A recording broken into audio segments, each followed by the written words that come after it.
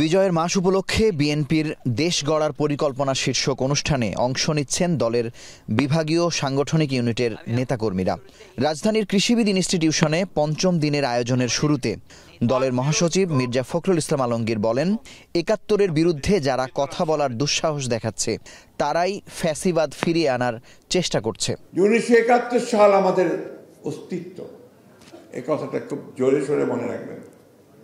যারা এই কথা বলার দুঃসাহস দেখান, ঔদ্ধত্য দেখান, 19৭১ সাল নাকি আপনার বলছে 19৭১ সালের, আজকে আমি পত্রিকায় দেখলাম 19৭১ সালের প্রজন্ম নাকি নিকৃষ্টতম প্রজন্ম।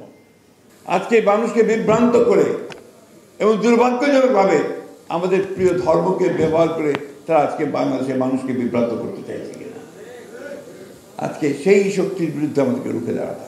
নেতাকর্মীদের উদ্দেশ্যে তিনি বলেন, আগামী নির্বাচনে বিএনপিকে জয়লাভ করতে হবে।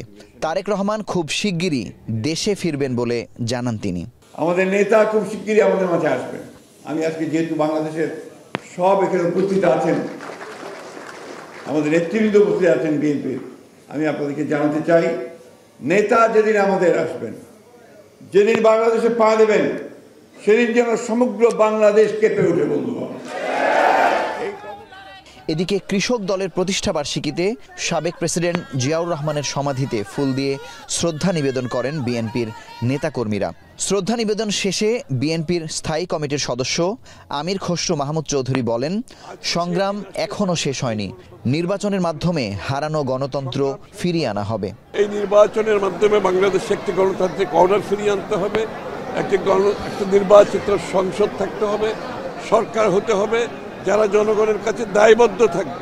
এবারের নির্বাচন বিএনপির জন্য কঠিনতম লড়াই বলেও উল্লেখ করেন বিএনপির সিনিয়র নেতারা। অধিকার সুনিশ্চিত করার জন্য আমাদের এই লড়াই। মুজাহিদ শুভ, এখন, Dhaka. Colour expert, George sap এবং মাইল্ড অন হ্যান্ডস টেকনোলজি সমৃদ্ধ অরিক্স ক্রিস্টাল ওয়াশ আপনার লন্ড্রি এক্সপার্ট।